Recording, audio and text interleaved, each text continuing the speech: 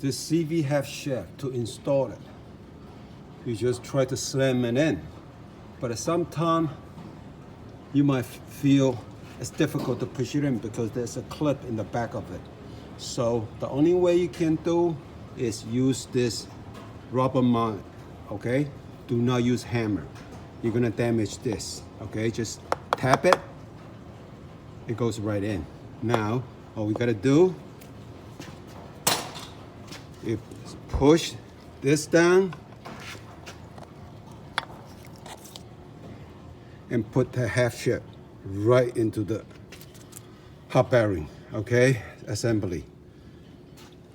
That will put it together and use the new